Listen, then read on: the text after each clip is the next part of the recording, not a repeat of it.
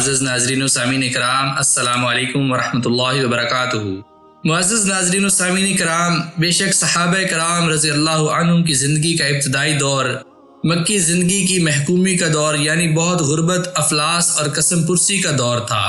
جو ہی انہوں نے ہجرت کی اور حضور اکرم صلی اللہ علیہ وآلہ وسلم کی تعلیم کے مطابق کاشتکاری اور تجارت شروع کی تو ان کی حالت بدلنا شروع ہو گئی اور چند ہی سالوں میں وہ سونے چاندی میں کھیلنے لگے۔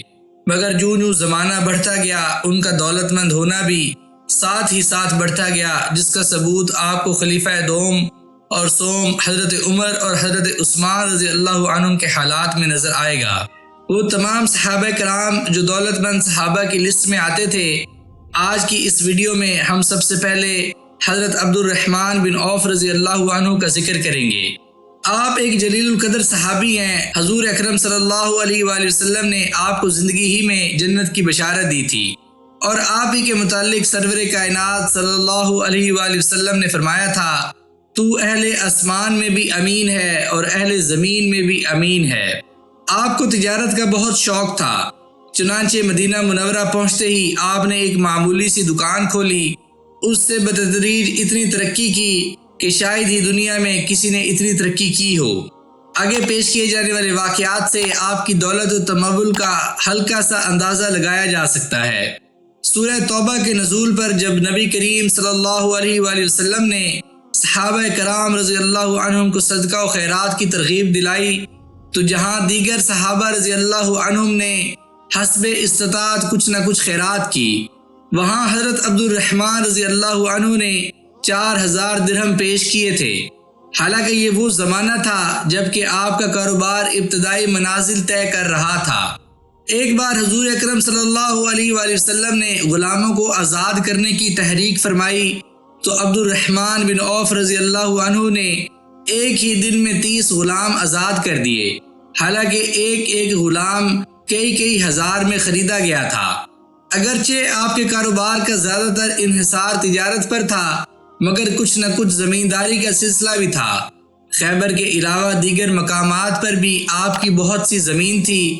صرف ایک مقام جرف کے کھیتوں میں 20 اونٹ آبپاشی کا کام کرتے تھے، اسی سے دوسری زمینوں کا اندازہ لگایا جا سکتا ہے۔ ایک بار مسلمانوں کو جہاد کے لیے کچھ گھوڑوں کی ضرورت تھی۔ اس زمانے میں آپ کے پاس خاصی تعداد میں گھوڑے تھے۔ آپ سے درخواست کی گئی تو آپ نے 500 گھوڑے اللہ کی راہ میں دے دیے۔ ایک دوسرے موقع پر آپ نے 500 اونٹ مجاہدین کی خدمت میں پیش کیے تھے۔ ایک تیسرے موقع پر آپ نے 1500 اونٹ اللہ کی راہ میں پیش کیے۔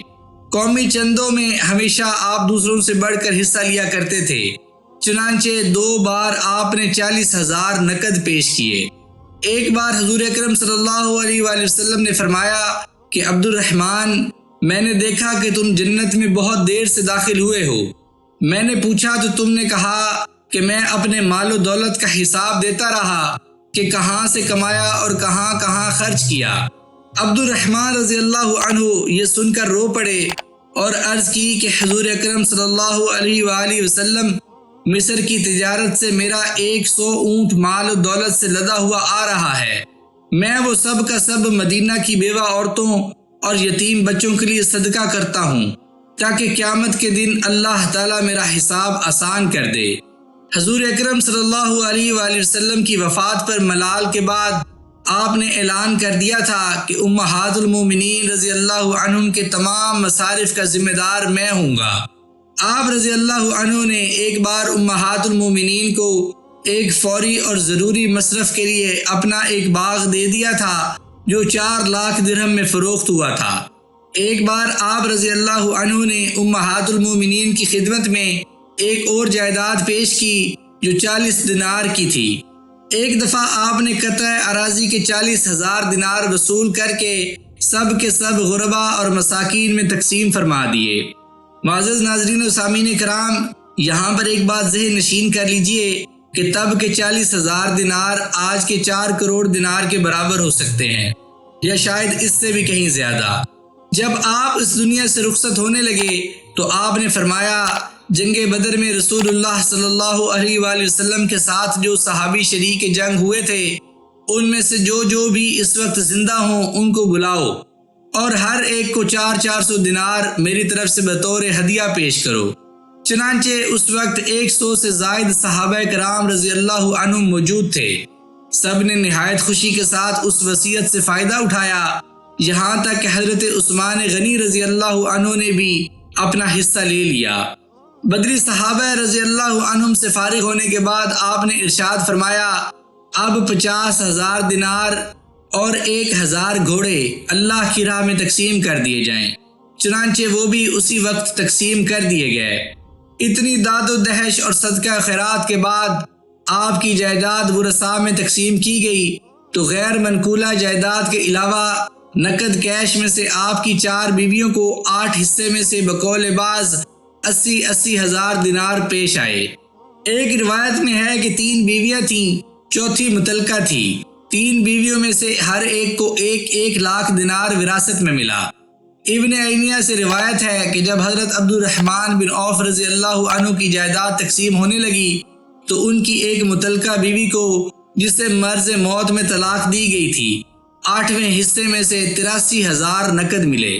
غیر منقولہ جائیداد میں سے ہر ایک بیوی کو جو حصہ ملا اس کا اندازہ اس سے لگایا جا سکتا ہے کہ آپ کی ایک بیوی ناظر بنت الاسبغ نے جائیداد کا کچھ حصہ جو اسے ترکے میں ملا تھا جب فروخت کیا تو وہ 1 لاکھ میں فروخت ہوا۔